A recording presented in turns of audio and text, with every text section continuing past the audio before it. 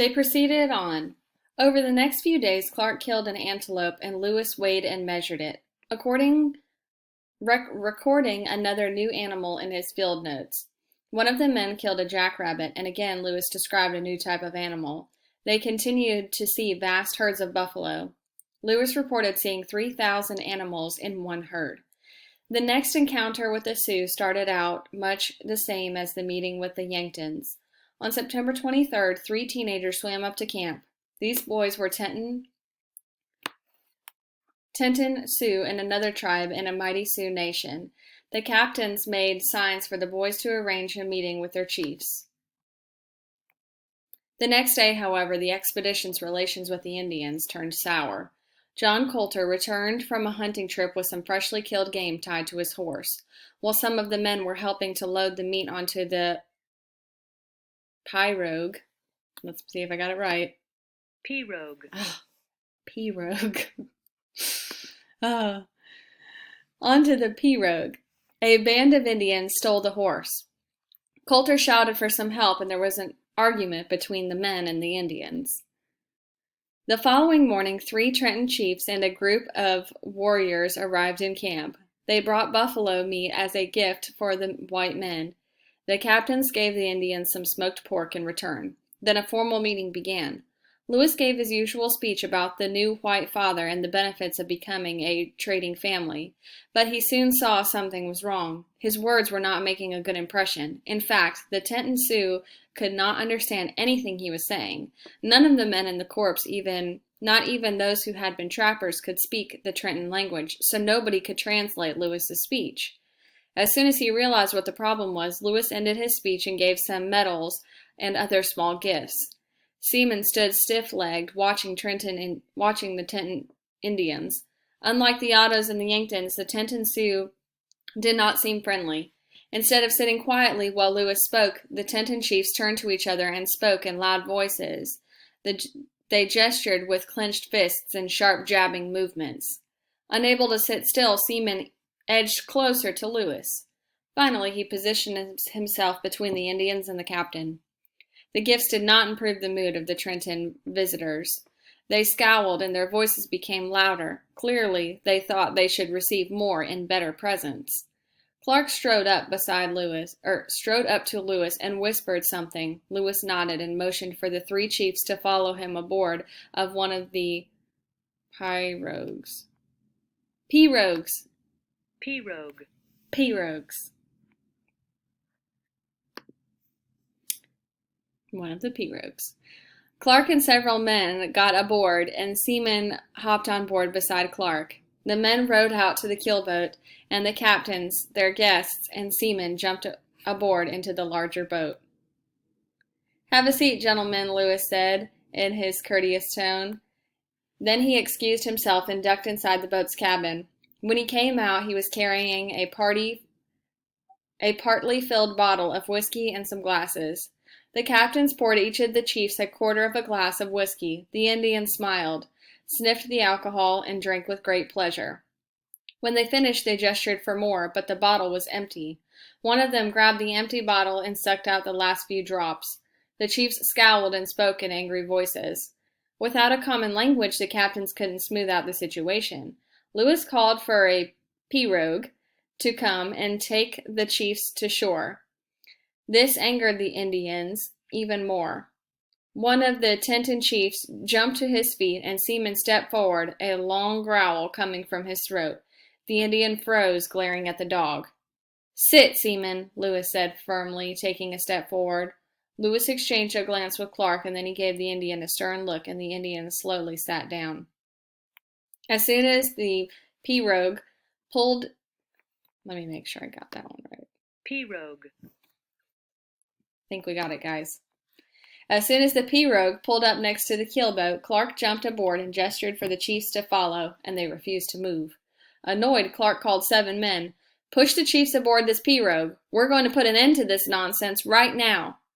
The men rushed to obey Clark's order, and as soon as the Indians were aboard the pirogue, the men rowed them toward the shore.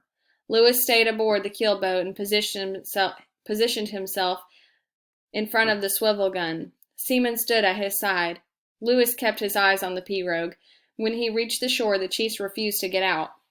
Some of the Trenton warriors surrounded the boat and grabbed its bowline and mast. The explorers demanded that the Indians let go, but the Indians glared and spoke in gruff, defiant voices. "Enough!" shouted Clark. He stood up and drew his sword, and he tossed the flame-colored hair out of his eyes and his cheeks and flushed a deep red. Along the shore, Trenton warriors stretched their bows tight and placed arrows across the strings. They edged closer to the pirogue. "Prepare for action," Lewis ordered in a stern voice that could be heard ashore. Aboard the keelboat, men grabbed their rifles and knelt by the sides of the boat. 2 men loaded the swivel gun, and Lewis got ready to fire. During one of the strained minutes, nobody moved. Then Black Buffalo, one of the Trenton chiefs, yanked one of the pirogue's lines out of the hands of the Indian warriors. He ordered his men to let go of the mast. He jumped out of the pirogue with the other 2 chiefs following him. Aboard the keelboat, Lewis exhaled slowly, but his hands kept on the swivel gun. "This expedition must and will go on," Clark declared, throwing back his shoulders as he faced the line of the Trenton braves. "Our men are warriors." The Indians could not understand Clark's voice, but his meaning was clear from his tone and his posture. Still, the Trentons held their ground, and they stood facing the pirogue, loaded bows in hand, while their chiefs huddled together, speaking in low voices. Clark approached the chiefs and offered to shake hands. The chiefs turned their backs to him. Angrily, Clark turned on his heel and jumped into the pirogue. The boat was pulling away from shore when Black Buffalo splashed into the water, calling to Clark. Clark ordered the men to stop rowing, and Black Buffalo pointed toward the keelboat. He seemed to be requesting a ride in the boat. Clark glanced towards Lewis and then agreed. He allowed Black Buffalo and 2 warriors to get into the pirogue. The men rowed back to the keelboat, and the Indians and Clark climbed aboard. This must be the pirogue right here, y'all. All right, let's move on. As evening approached, Black Buffalo made signs that he wanted to sleep in the keelboat. Although the captains agreed, they nervously ordered a heavy guard. Lewis slept little that night, and Seaman did not leave his master's side. The next day, Black Buffalo traveled aboard the keelboat until they came to a village. He invited the captains to visit, and they agreed, hoping to end the tense meeting on a pleasant note. Seaman stayed beside Lewis as the explorers walked into the Trenton Sioux village of almost 100 white teepees. Hundreds of Indians crowded around to stare at them. While the explorers came to a large teepee in the center, the group stopped. Black Buffalo motioned for them to sit in a circle with some of his braves. The Indians passed around a pipe to smoke. The explorers noticed many female captives in Black Buffalo's village. One of the explorers knew some Indian languages, and he tried speaking to one of the captive women. She said she was from a tribe called Omaha.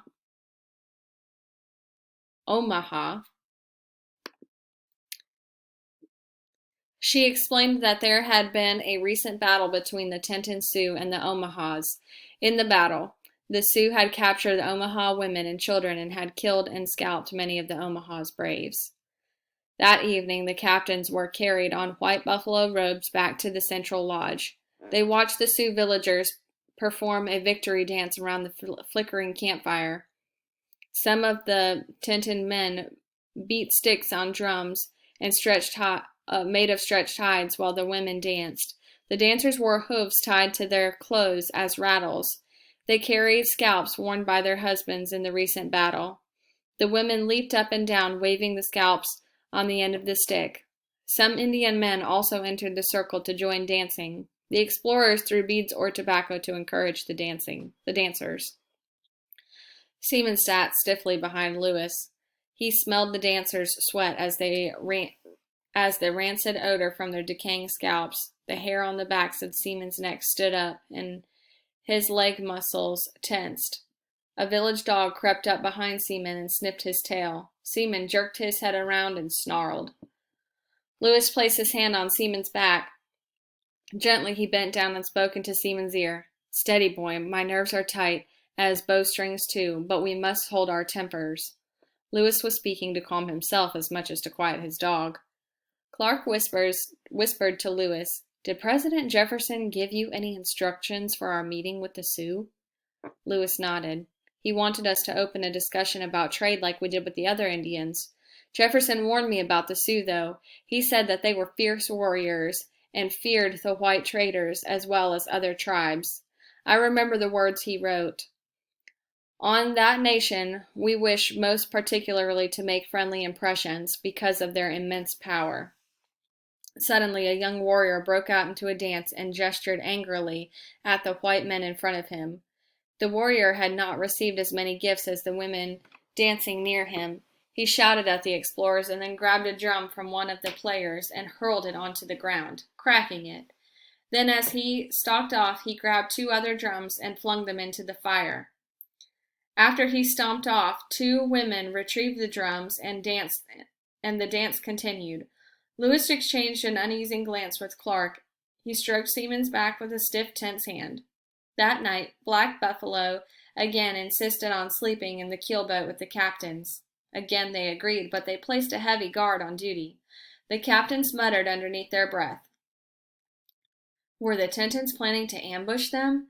Neither of the captains nor seamen got much sleep.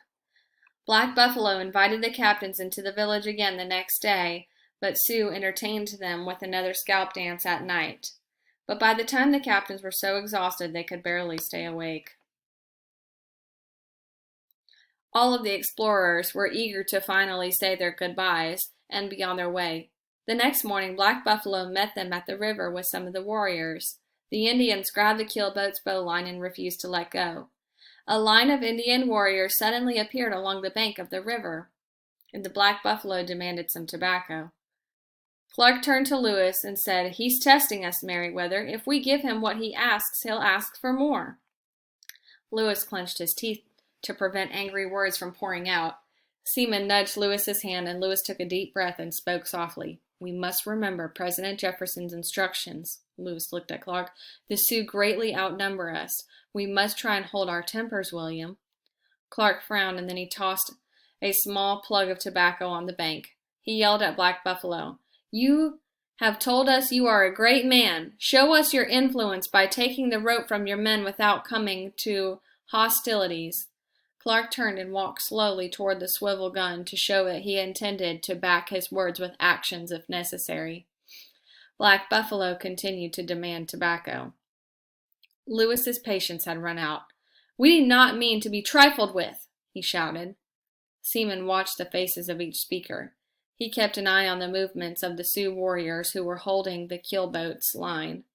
Although he couldn't understand what the Indians wanted or what the captains were shouting, Seaman sensed the mood of both groups. The captains were frustrated and angry, and the Indians were ready to fight. The fur on Seaman's spine stood up. A low growl came from his throat. Black Buffalo insisted on receiving more tobacco. Lewis threw a plug of tobacco at the warriors who held the boat's line. To everyone's relief, the Indians let go. The captains ordered their men to row upstream, and the men quickly grabbed their paddles. The boats passed a young Indian on the shore. Clark managed to get in a last word. If you are determined to stop us, we are ready to defend ourselves, he shouted. Clark knew the brave could not understand his words, but he was also frustrated and he needed to shout at someone. Both of the captains were tired and irritated. That night they ordered the men to pull up on a sandbar. Sandbars were the safest spot for a night camp, since enemies would have to swim or paddle a boat to reach the soldiers, and splashing would alert the guard. The explorers ate their evening meal in silence, each man reflecting on the events from the last few days. As soon as the meal was finished, the captains posted guards and went to bed. Seaman settled between the captain's bedrolls. As he climbed into his bedroll, Lewis broke the silence. I don't think we've seen the last of the Sioux, William. We need to pass through the waters on our return trip.